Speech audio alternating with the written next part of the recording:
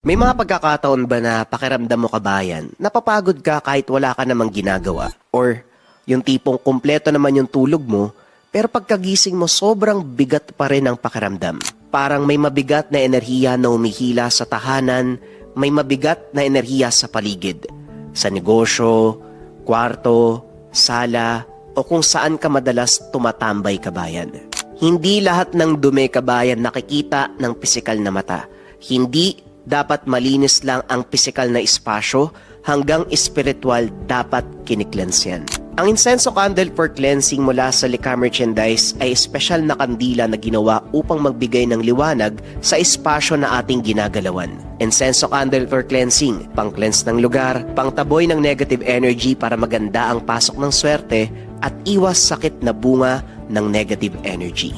Sa isang sindilang kabayan, gumagaan ang kapaligiran, lumilinis ang espasyo, nagiging mahimbing ang pagtulog sa gabi. Ito ay mainam na gamitin pang-cleanse na mga lugar kung saan natin nararamdaman ang negatibong enerhiya. Kung interesado ka kabayan, kailangan lang tong sindihan sa umaga at gabi. May yellow basket dito sa baba or pwede mong i-visit ang shop ng Lika Merchandise Incenso Candle for Cleansing.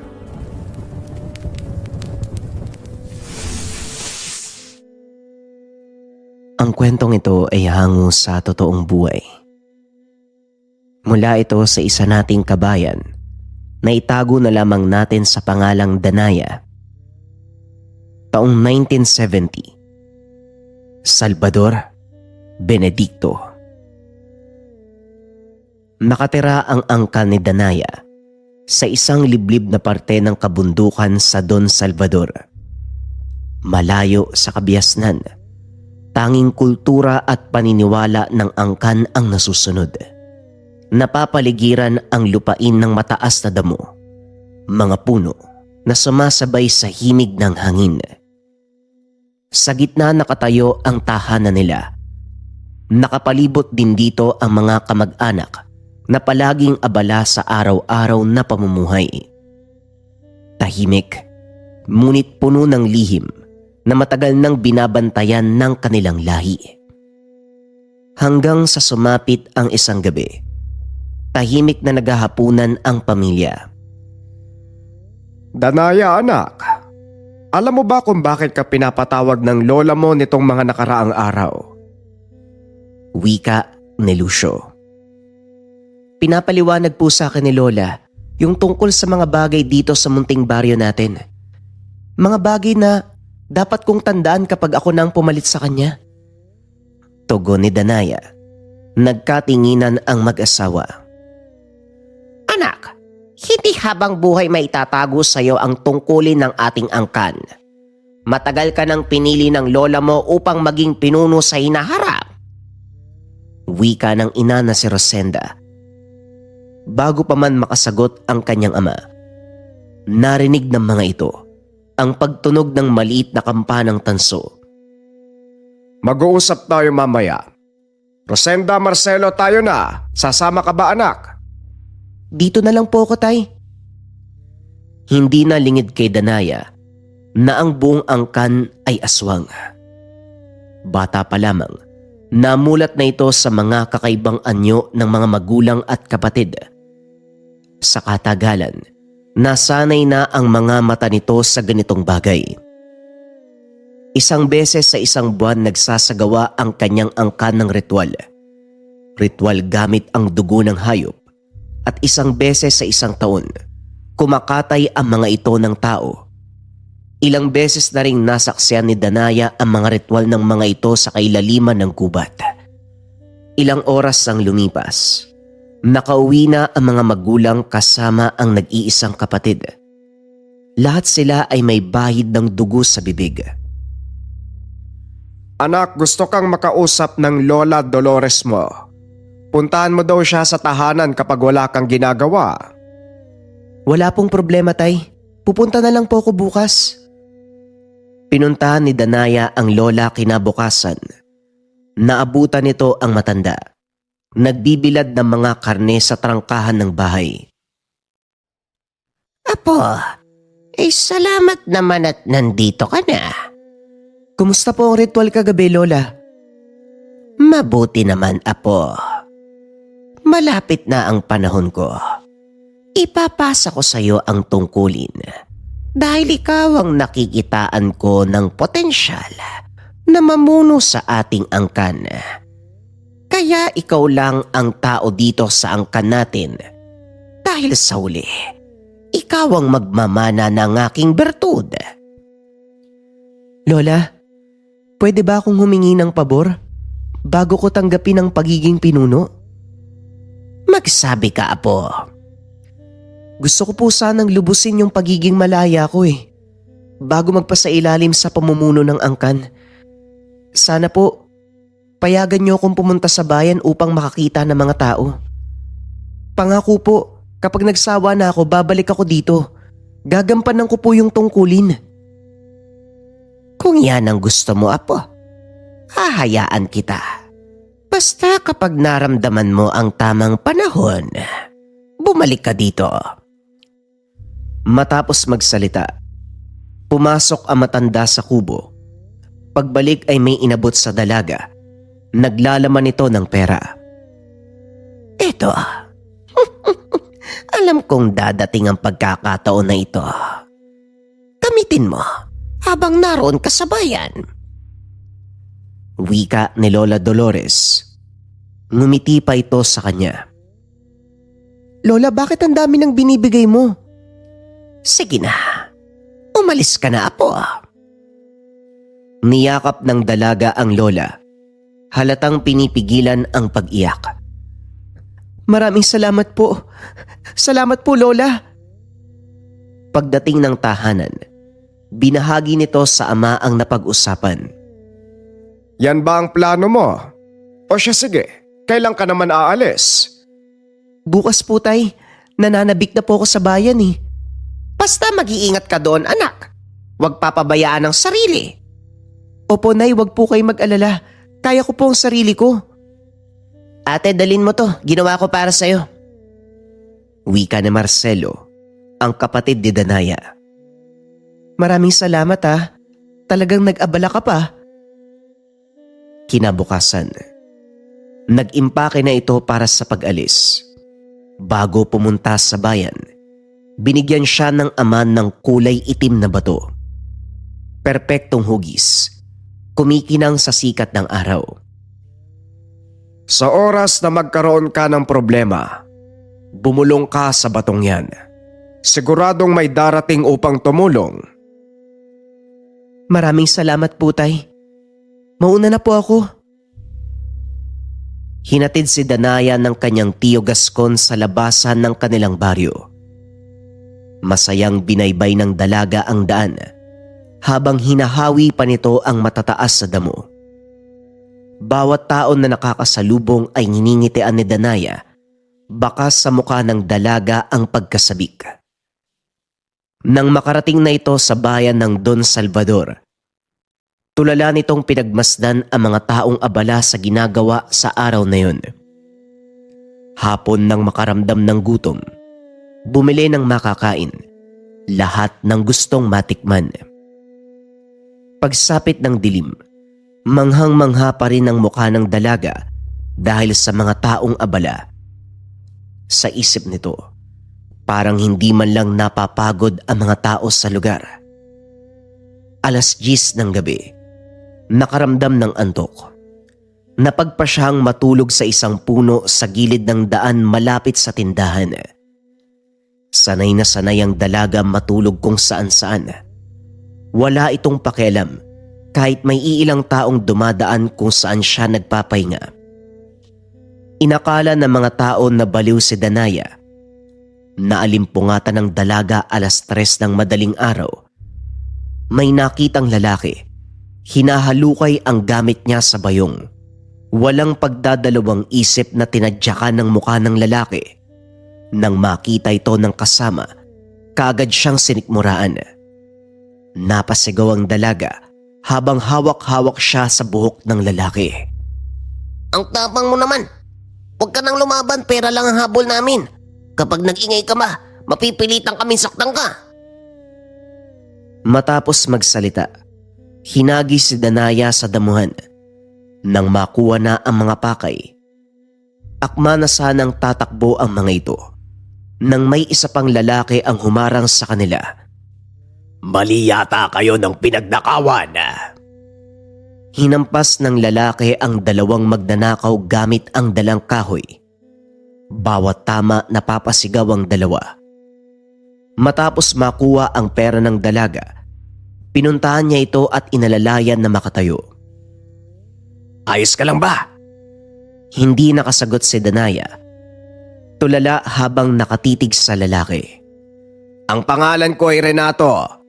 Narinig ko yung sigaw mo habang papauwi na ako eh. Kakatapos ko lang mamasada eh, ang lakas ng sigaw.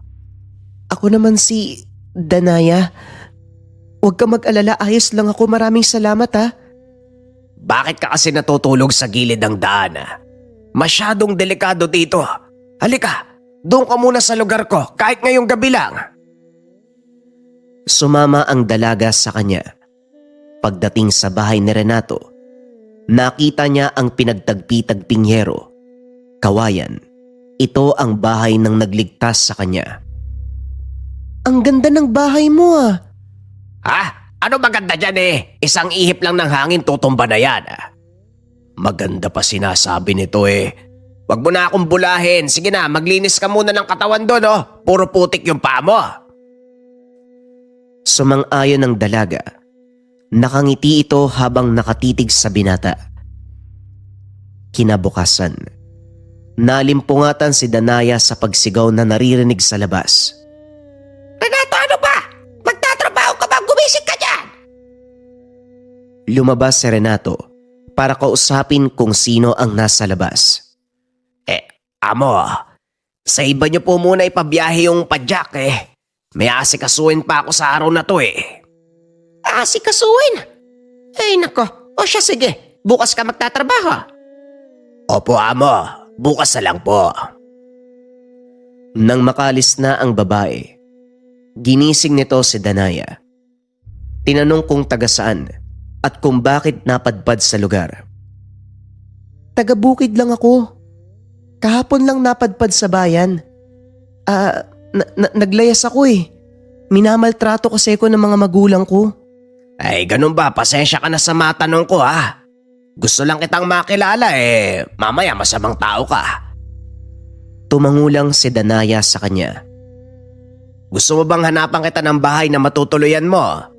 Diyan lang sa labas may mga paupahan. Yung babaeng pumunta dito kanina, paupahan niya yung nasa labas eh. Wag na siguro. Dito na lang ako sa bahay mo. Sa tingin ko mas presko eh. Kumpara sa mga bahay dyan sa labas. Tinitigan siya ni Renato. Nagtataka kung bakit ganito ang ugali ni Danaya. Ano ka bang babae ka? Weirdo ka.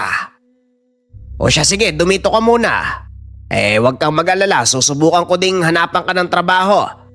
Para makatulong ka naman dito sa bahay kahit pagkain lang. Wala nang libre ngayon. Ay, may pera ako dito. Makakabili tayo ng pagkain oh. Wika ng dalaga.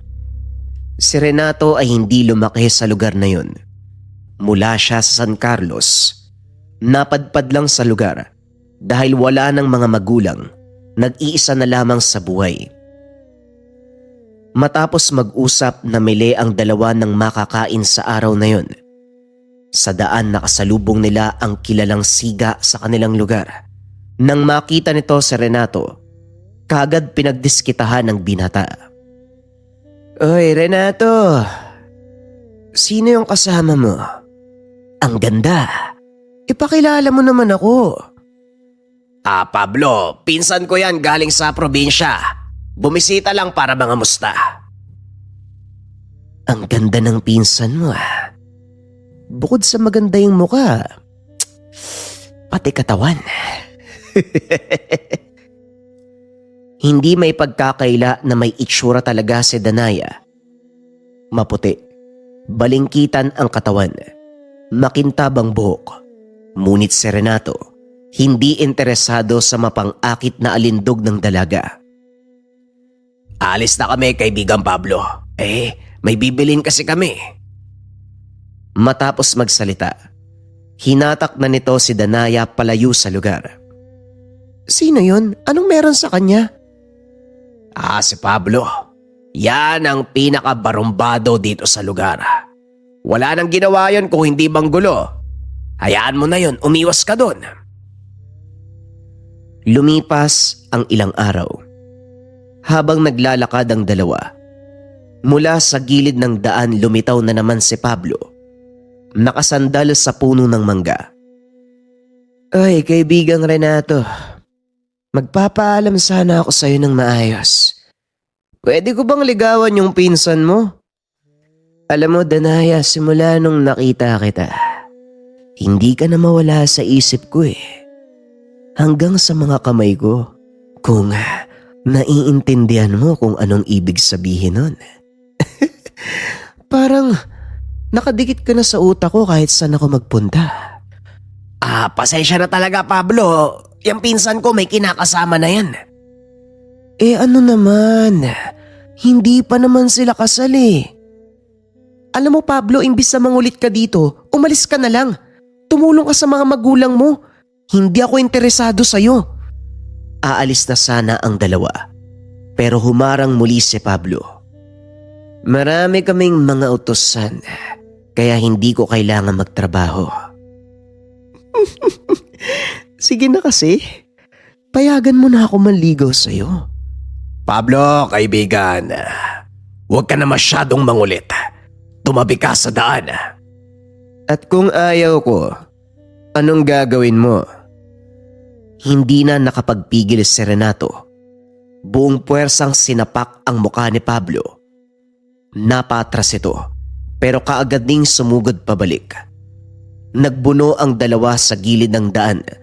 Nagpalitan ng suntok habang sumisigaw si Danaya. Sa huli, napaluhod si Pablo sa lupa. Hingal at galit na galit. Dahan-dahan itong tumayo. Pinunasan ng dugo sa gilid ng labi at ngumiti. Hindi pa to tapos. Magsisisi ka sa ginawa mo. Ay hindi. Pareho kayo. Magsisisi kayo sa ginawa niyo. Sandali pang tinitigan si Danaya. Matapos ay tumalikod na ito. Naglakad palayo sa makitid na daan. Alam na ng dalaga ang titig na yon. May halong pagbabanta. Pagdating sa mumunting bahay ni Renato, ginamot ito ng dalaga. Bakit kasi kailangan mong patulan? Aray ko naman. Huwag mo masyadong dinan pinagtanggol ka na, ikaw pa yung galit. Paanong hindi, wala namang kwenta yung taong yun tapos pinatulan mo pa? Pagsapit ng dilim, maagang natulog ang dalawa. Payapa ang paligid. Tanging huni ng kuliglig at mahinang ihip ng hangin ang maririnig. Hindi nagtagal. May mga maihinang pagkaluskos ang maririnig sa labas. Bahagyang napakunot ang noo ni Danaya. Ilang segundo pa, may kasamang angil ang naririnig. Napabalikwas ito sa higaan. Renato, gumising ka! Hindi mo ba naririnig yung nasa labas? Mabilis na nagising si Renato at naging alerto. Sabay silang natahimik at nakiramdam sa paligid. Dahan-dahang gumapang si Renato. Lumapit ito sa dingding. Sa isang maliit na siwang maingat siyang sumilip sa labas. Nagulat siya. Nakita ang pares ng mga mata na purong itim. Diretsyong nakatitig sa kanya. Hindi na nakapagsalita si Renato. Biglang naglaho ang mga mata. Kasunod nito ang mga kalabugan. Umalingaw sa labas. Tila ba nag-aaway o nagbabanggaan sa gitna ng bakuran. Matapos ang ilang nakakabinging sandali, unti-unting tumahimik ang lahat. Ano yung nakita mo kanina? Dalawang pares sa mga mata Purong itim. Nakatitig sa akin Teka, eto na ba yung sinasabi ni Lola? Bulong ni Danaya. Habang nag-iisip ay tumayo si Renato. Kinuha ang itak na nakasandal sa sulok. Dito ka lang Titignan ko kung anong meron sa labas. Nakita niya ang mga bakas ng paa sa lupa. Malaki, malalim ang pagkakabaon, hindi hugis ng paa ng tao. Ilang sandali pa lumabas na si Danaya nang makita ang mga bakas. Nagulat ang dalaga. Ilang araw ang lumipas matapos ng kaganapan. Tila ba naging balisa itong si Renato? Konting kaluskos lang, nagigising na kagad. Maraming araw ang lumipas hanggang sa umabot ng buwan. Napaisip itong si Renato dahil hindi na nito nakikita si Pablo. Tila ba nawala ito bigla sa lugar. Tinanong ang mga kakilala kung ano ang nangyari kay Pablo at bakit hindi na nagpapakita. Si Pablo, nakita ko noong isang araw may sugat sa paa. Tapos may saklay. Hindi ka namin alam kung ano nangyari. Parang naaksidente. Matapos marinig ang sinabi ng kaibigan, napaisip ito kung ano ang sinapit ni Pablo. Dagdag pa nito, hindi naman ganong kalaki ang pinsalang ginawa niya nung nagsuntukan silang dalawa. Pagsapit ng dilim, habang nagpapahinga, napabangon si Danaya. May tumatawag sa pangalan niya sa labas. Pamilyarang boses. Boses ni Tio Gascon. Pagtingin ni Danaya sa bandang madilim, nakita niyang nakatayo ang tiyo sa anyong aswang. Kumusta ang kalagayan mo, Danaya? Ayos lang po, tiyo. Nitong mga nakarang araw may napabisitang aswang dito eh. Hindi ko kilala. Alam ko ang aswang na yun. Kung hindi ako nagkakamali, siya si Pablo. Ang hindi ko lang matanggap, nakatakas ito nung gabing naglaban kami dito sa bakuran. May lahi silang tiktik at gabunan. Malalim din ang karunungan. Kaya lubusan ako nag-iingat. Isang mali lang maaari ako mamatay. Hindi makapaniwala si Danaya sa narinig. Matapos nun, nagsabi ang tito na kailangan niya ng umuwi upang ibalita ang nangyaring sagupaan. Mag-iingat po kayo, tiyo ha. Pakisabi na lang po sa mga magulang ko at Tia Dolores. Nangangamusta po ako. Tangulang ang naisagot ng tiyo nito. Kagad nang umalis sa lugar. Ilang araw ang lumipas na payapa ang kanilang buhay. Si Renato ay bumalik sa pagpapadyak. Si Danaya, abala sa gawaing bahay, na tila ba mag-asawa na ang dalawa. Habang papauwi ang dalaga mula sa pamimili ng mga makakain, napatigil ito nang makita si Pablo sa gilid ng daan. Nakatitig sa kanya, nakangiti ng nakakaloko. Napakunot ang noo ng dalaga dahil sa pagkakaalam nito, maraming sugat na natamo si Pablo. Kumusta, Danaya? Matagal tayong hindi nagkita. Nasaan yung aso mo? Hindi yata nakasunod. Pwede ba, Pablo? Kung nandito ka para manira ng araw, huwag mo nang ituloy. Suplada naman oh. Hanggang ngayon ba, Danaya? Ganyan ka pa rin sa akin. Hindi na sumagot pa ang dalaga. Iniwan nito si Pablo sa daan. Pagkalagpas sa binata, hinablot nito ang mga kamay ng dalaga, kinaladkad patungo sa kanya. Lumaban naman si Danaya at sumigaw ng tulong. Walang may naglakas ng loob na lumapit. Kilala sa lugar ang pamilya ni Pablo. Maimpluwensya, mataas ang katungkulan. Mabuti na lamang dumating si Renato. Walang pagdadalawang isip na sinuntok si Pablo. Wala ka talagang kadala-dala, ano? Kailan mo ba titigilan ang pinsan ko? Hindi ako titigil hanggat hindi ko nakukuha si Danaya. Sige, subukan mo nang malaman mo ang hinahanap mo. Matapos magsalita, umuwi na sila ng tahanan. Galit na galit naman si Renato sa naganap. Naiintindihan naman ito ng dalaga dahil maging siya, Kumukulo din ang dugo kay Pablo. Paupain mo yung galit mo, Renato. Huwag mo na masyadong isipin yung nangyari. Ako nang bahala sa kanya. Anong sinasabi mong ikaw yung bahala? Kanina nga wala ka nagawa nung hinila ka eh. Ako nang bahala sa kanya. Sinisiguro ko sa'yo na hindi na siya magtatagal pa. Gulat na napatitig si Renato sa dalaga. Pero nabahag siya nang makitang seryoso ang mukha ni Danaya. Kinagabihan ng mismong araw, habang maimbing ang tulog ni Renato, kinuha ni Danaya ang itim na bato. Ito ang binigay ng ama. Binulungan ng dalaga. Lumipas ang ilang sandali. Nakarinig ng mga paglakad sa labas. Nakita niya ang mga magulang kasama ang kapatid. Anong problema, Danaya? Sabihin mo lang ate, may gumagambala ba sa'yo? May papaligpit sana ako sa inyo eh. Masyadong masama yung tao na yun eh. Sabihin mo lang ang pangalan anak. Kami na ang bahala. Si Pablo po, Nay. Siya nga ba? Ang sinabi ni Gasco ng mga lahing tiktik. Huwag ka mag-alala. Magpahinga ka na. Kami ang bahala. Matapos ang pag-uusap, biglang naglaho ang mga kapamilya. Pumasok na sa loob ang dalaga para magpahinga. 2 araw ang lumipas. Nabalitaan ng dalawa. Natagpo ang patay si Pablo sa gilid ng daan. Lasog-lasog ang katawan.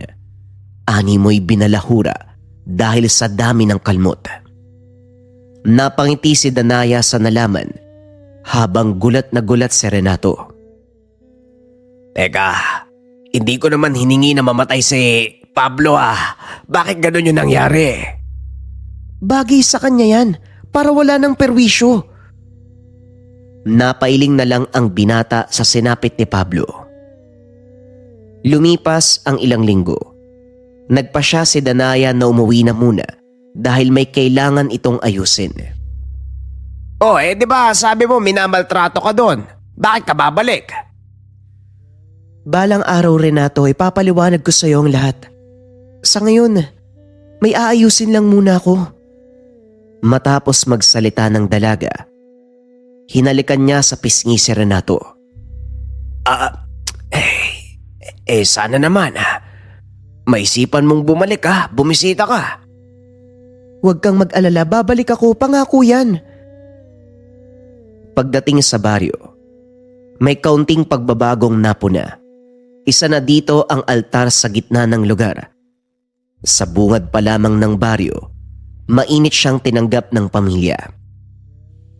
Habang nag-uusap, nabanggit ng kanyang ama ang patungkol kay Pablo. Sinabi nito na naging madali ang pagpatay nila sa aswang. May napansin pa ang mga ito. 2 aswang na tutulong pa sana, subalit mabilis nilang nilisan ng lugar. Iniwan nila si Pablo sa damuhan na malubha ang kalagayan. Alam mo tay, hindi ko naman gusto yung nangyari sa kanya eh.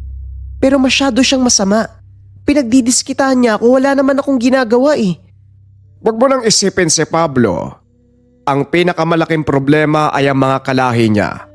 Siguradong alam na nila na kami ang pumatay. Kaya nga po bumalik ako dito, tay. Alam ko magiganti ang pamilya ni Pablo. Napalingon ng dalawa nang marinig ang boses ng matanda. Huwag kayong mag-alala. Kapag sinubukan nilang pumunta dito, hindi sila magtatagal. Lola, kumusta po kayo? Niyakap ng maigpit ni Danaya ang lola.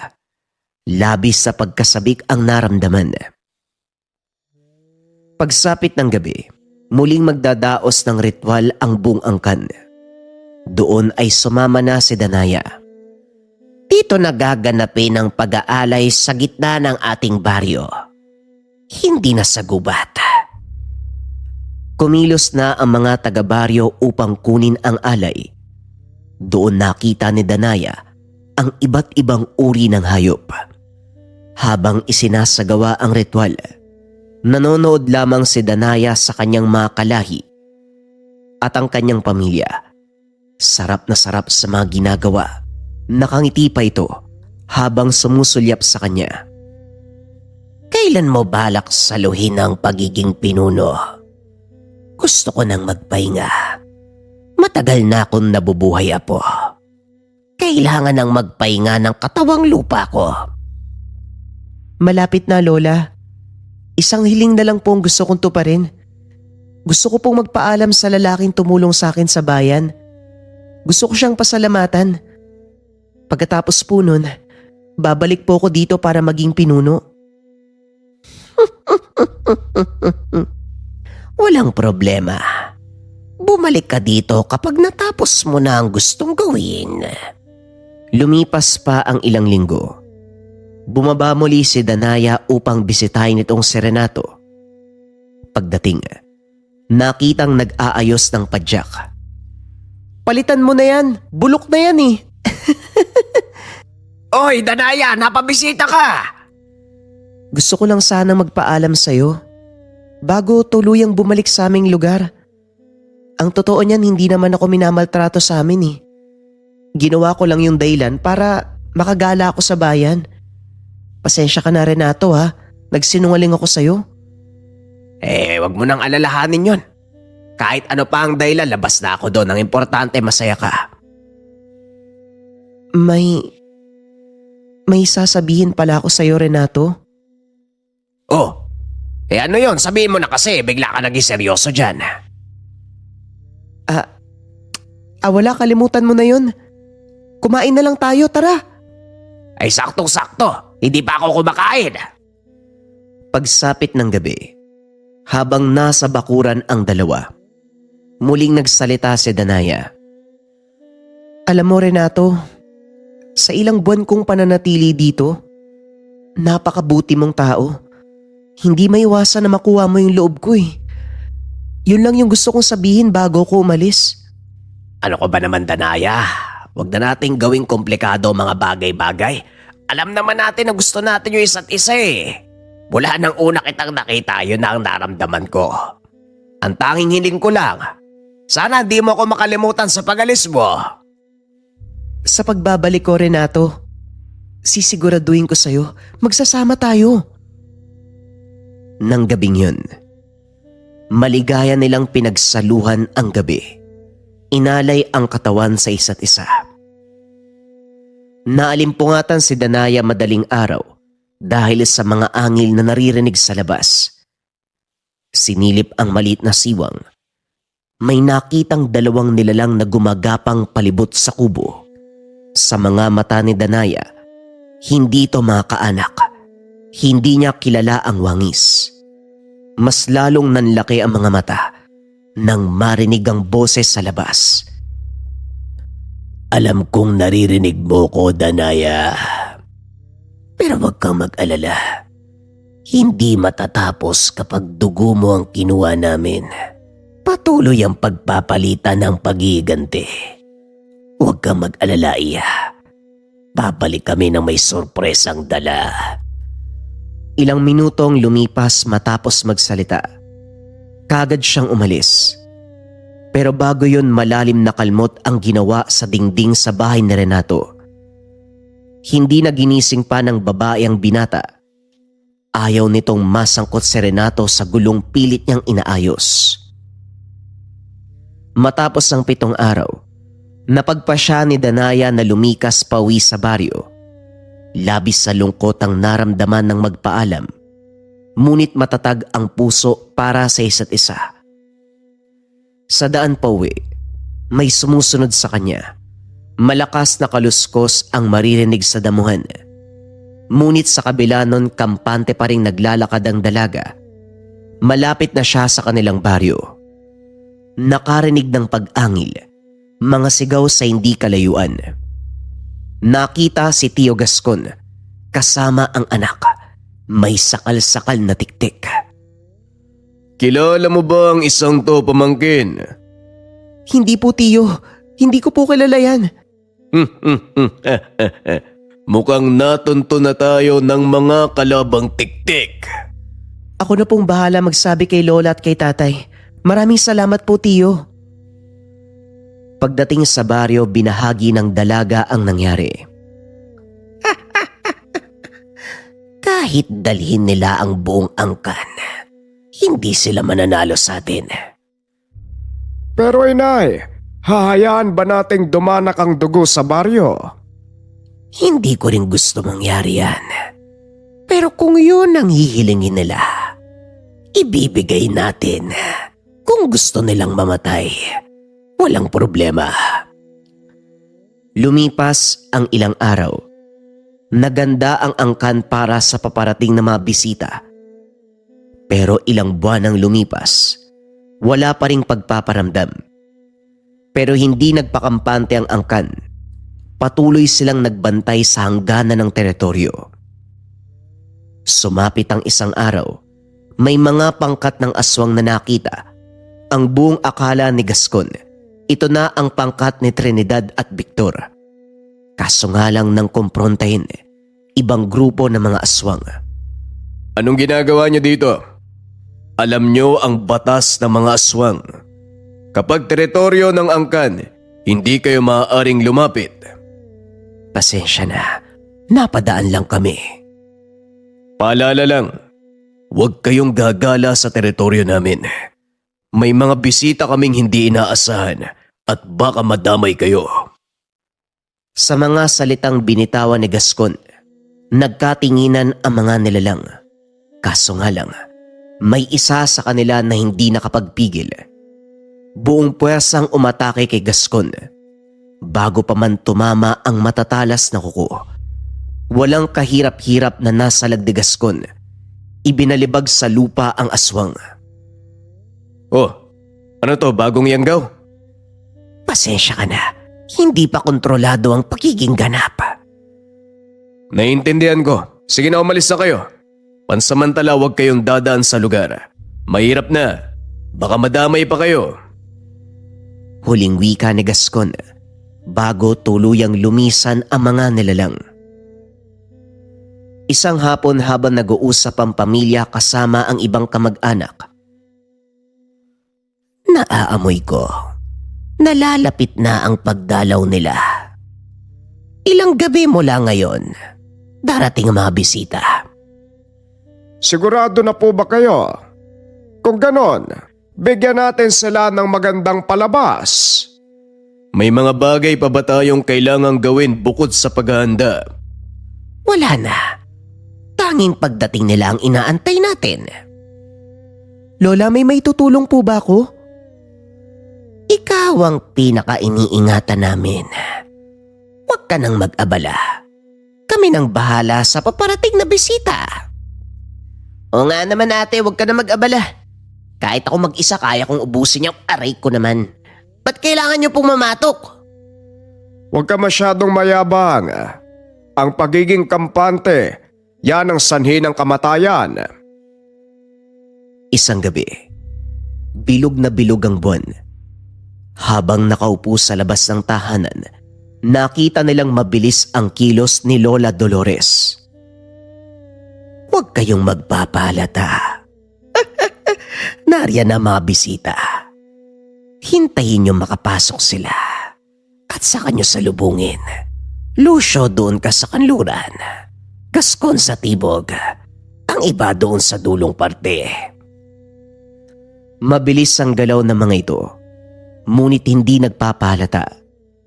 Si Danaya, nasa loob lamang ng bahay ng matanda. Matamang nakikiramdam sa paligid. Ilang minuto ang nakalipas. Nakita nito ang mga taong naglalakad palapit sa gitna ng baryo. Sa pagkakatanto ni Danaya, lagpas 15 ang bilang. Naroon sa gitna ng altar si Lola Dolores, nakaupo at nag-aantay. Uy tanda, bakit ka nag-iisa? Wika ni Victor. Mga aswang na mahina ang pakiramdam. Tumingin kayo sa paligid. Mula sa iba't ibang sulok, lumabas ang lahat ng angkan. Ang tagal niyong dumating. pa namin kayo inaantay. Eh di sana napaaga ang kamatayan ninyo. Talagang nagakot pa kayo ng mga kasama bago kayo lumusob dito, ha? Kahit magdala kayo ng 100, hindi kayo uubra. Matagal na akong umiiwas sa gulo eh. Pero kung yan ang gusto nyo, pagbibigyan namin kayo. Huwag kayo masyadong magpakampante. Hindi kami dadayo dito ng hindi handa. Nagpalit na ng anyo ang mga gabunan. Mula sa mga patpating pangangatawan, naging malalaking nilalang. Kung sa palagay nyo lamang kayo dahil sa inyong angkan, nagkakamali kayo. Sa isang iglap, 2 tiktik kagad ang namatay. Pinaghampas ni Gascon ang iba sa mga ito, dahilan para tumilapon. Ang iilang mga kalaban, pinagtulungan ang isa nilang kaanak. Nakaiwas ito. Ngunit may napansin ang matanda na kakaiba. May itim na likido na tumutulo sa kanilang mga kuko. Kaya pala malakas ang loob nyo. Meron kayong tinatagong bagay. Kagaya ng sinabi ko, hindi kami pupunta ng hindi handa. Walang problema. Tignan natin kung hanggang saan naabot ang mga lason nyo. Nanlaki ang mga mata ng matanda. Nang makita nito, tumumba sa lupa ang isang kaangkan na pinagtulungan ng mga tiktik. Isa-isa nang natutumba ang mga kalahi mo. Ikaw na ang susunod, tanda. Walang sagot na namutawi mula kay Lola Dolores. Matalim ang titig nito. Sa isang iglap ay nagpalit ng anyo. Naiiba ang anyo ng matanda sa lahat ng nasasakupan. Mas doble ang laki kumpara sa mga gabunang kasama. Sa isang iglap umatake si Lola Dolores sa 2. Umilag naman ng mga ito. Ngunit mas mabilis ang kilos ni Lola Dolores. Nahablot ang paa ni Trinidad. Hinambalos ang tiktik sa lupa. Rinig ang malalakas na kalabog. Ang lahat ng mga aswang na naglalaban, napatingin sa direksyon ng 3 naglalaban. Matapos ang ginawa ng matanda, hindi na muli pang bumangon ng aswang. Tuluyang nabawian ng buhay si Trinidad sa lakas ng atake ni Lola Dolores. Demonyo ka! Papatay kita! Kung magsalita ka, akala mo hindi ka demonyo. Hindi nyo lang matanggap na may kasalanan ang angkan ninyo kaya nagkaganito. Masyado kayong mapusok. Hindi nag-iisip bago gumawa ng hakbang. Wala kang alam! Wala kang alam sa... Tumingin ka sa paligid mo. Iilan na lang kayong natira. Namumuhay kami ng payapa. Kayo ang nagsimula ng gulo. Hindi na ito sumagot pa. Sumugod na sa matanda ng walang pag-aalinlangan. Nagpalitan ng atake ang 2. Pero sa paglipas ng ilang minuto, hindi na malayan ni Lola Dolores. Tinamaan siya ng kalmot. Tinamaan siya ng lason. Napangiti si Victor. Ngayon sigurado na ako. Mamamatay ka. Hindi na rin ako magtatagal.